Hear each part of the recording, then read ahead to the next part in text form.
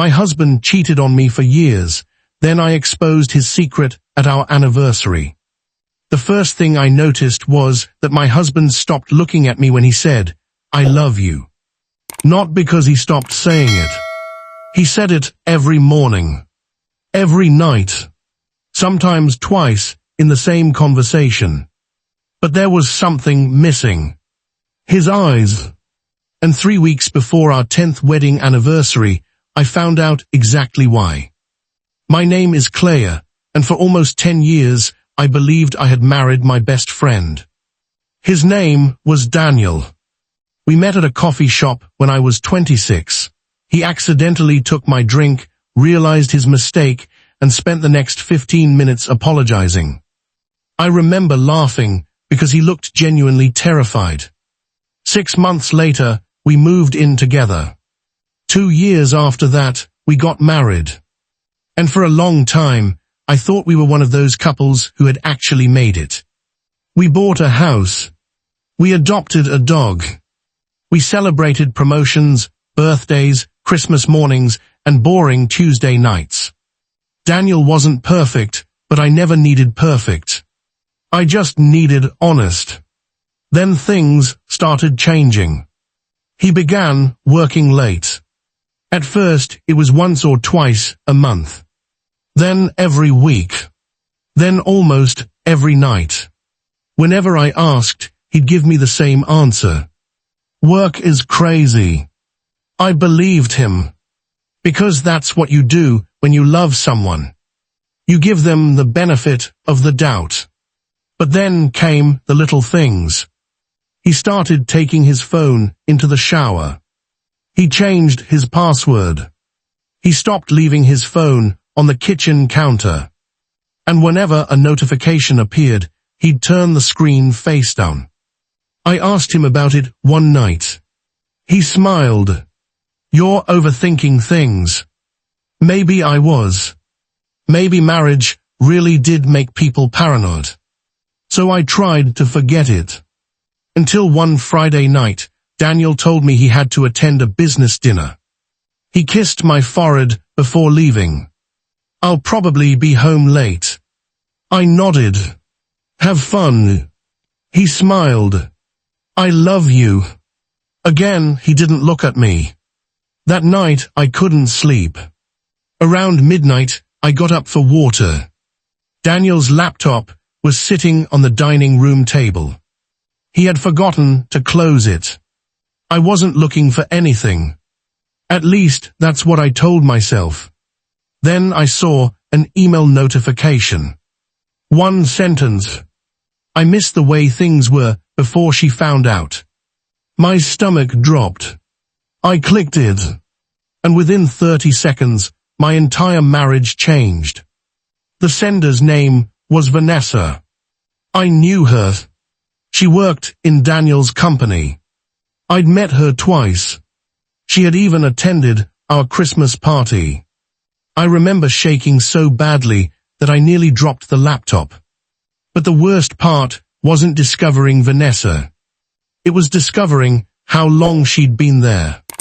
There were emails going back 3 years. 3 years. 3 years of messages. Hotel reservations. Secret dinners. Weekend trips Daniel had told me were work conferences. Photographs. Messages about me. And then I found something that hurt more than everything else. A message from Daniel to Vanessa. "Claire has no idea. She trusts me completely." I stared at that sentence for what felt like an hour. I wasn't screaming. I wasn't crying. I was just sitting there, realizing that the man I had defended for years had been laughing at me behind my back. Then I found another folder. And that's when I realized this wasn't just an affair. Daniel had been planning something. He and Vanessa had been talking about leaving. Not immediately. They wanted to wait until our anniversary. Daniel planned to tell me that our marriage was over naturally. He wanted to make it look like I was the reason. He had already started moving money from one account into another. He had even spoken to a lawyer.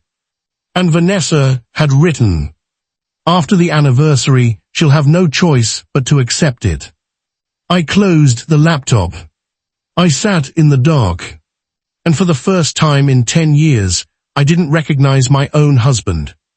The next morning, Daniel came downstairs like nothing had happened. He kissed my cheek. "Morning, beautiful." I looked at him. "Morning." He smiled. "You okay?" I smiled back. "Perfect." That was the moment I made a decision. I wasn't going to confront him. Not yet. I wanted the truth. All of it. Over the next 3 weeks, I quietly documented everything. I copied the emails. I saved financial records. I spoke with an attorney. And I learned something Daniel never expected. The money he had been secretly moving wasn't as hidden as he thought. Neither was his relationship with Vanessa. Apparently, several people at his company knew. They just assumed I knew too. One woman even apologized when I mentioned Daniel's name. That told me everything. Meanwhile, Daniel was planning our 10th anniversary dinner. He booked the same restaurant where we had celebrated our first anniversary. He ordered flowers. He bought me an expensive necklace. And he kept telling everyone how lucky he was to have me. It was almost impressive. Almost. The night before our anniversary, Daniel came home carrying champagne. "To 10 years," he said. I raised my glass. "To 10 years." He kissed me. And for the first time, I felt nothing. No anger. No sadness. Just clarity. The next evening, our anniversary dinner began exactly as planned. There were 24 people there. Our closest friends. Our families. A few of Daniel's co-workers. And of course, Vanessa. Daniel had invited her. He told me she was important to the company. I almost laughed. We ate dinner. People gave speeches. Someone showed a slideshow of our wedding photos. And then Daniel stood up. He held my hand. "I've spent 10 incredible years with the woman I love," he said. Everyone applauded. I looked around the room. His mother was crying. My sister was smiling. And Vanessa was sitting at the far end of the table, watching him. Then Daniel said something I'll never forget. "Claire is my entire world." That was when I stood up. The room went silent. I smiled. "You're right about one thing, Daniel." He looked confused. "I am your entire world." Then I reached into my purse. I pulled out a small folder and placed it on the table. Daniel's face changed instantly. I opened it. The first page was a printed email. From Vanessa. His face went white. "Claire." I held up my hand.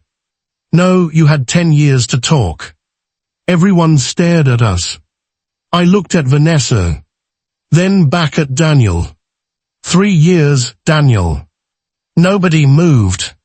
"What are you talking about?" his mother asked. I slid another page across the table. Then another. Hotel reservations. Messages. Bank transfers. Photographs. 3 years of lies. His best friend picked up one of the pages. His expression changed. "Oh my God." Daniel stood up. "Claire, please, not here." I looked at him. "Why not here?" He couldn't answer. I continued. "You wanted to wait until our anniversary to destroy our marriage." Daniel's eyes filled with panic. "That isn't what happened." I looked toward Vanessa. Tell them. She didn't speak. I turned back to Daniel. You know what hurts the most? He stared at me. It isn't that you slept with her. The room became completely silent. It's that you spent 3 years convincing me I was crazy for noticing. Daniel lowered his head. And then something unexpected happened. His mother stood up. She looked at him. Is this true? Daniel said nothing. She slapped him. Nobody expected it. Not even me. Then she walked out. One by one, people followed. Within minutes, the restaurant was almost empty. Daniel stood across from me. You ruined everything. I almost smiled. No, Daniel. I picked up my purse. You did that 3 years ago. He reached for my hand. I stepped away. You don't get to hold me while I'm leaving. That night, I went home alone. I packed a suitcase. I took the dog. And I left the house before sunrise. Daniel called me 37 times. I didn't answer. A week later, I filed for divorce. The financial records helped protect me from the mess he'd been creating behind my back. Vanessa eventually left the company. Daniel lost his job. And the perfect life he'd been secretly preparing to abandon became the life he desperately wanted back. But I didn't go back. Because revenge wasn't what I wanted. I wanted peace. Months later, I received a letter from Daniel. It was 8 pages long. He apologized. He said he regretted everything. He said he finally understood what he'd lost. I read the letter once. Then I folded it. And put it away. Not because I wanted him back. But because I had finally reached the point where his words didn't control my emotions anymore. Our anniversary used to remind me of the day I married Daniel. Now it reminds me of something else. The night I stopped being the woman who trusted a lie. And became the woman who trusted herself. Sometimes exposing the truth doesn't destroy your life. Sometimes it gives you your life back. And that was the greatest anniversary gift Daniel ever gave me. Even though he never meant to.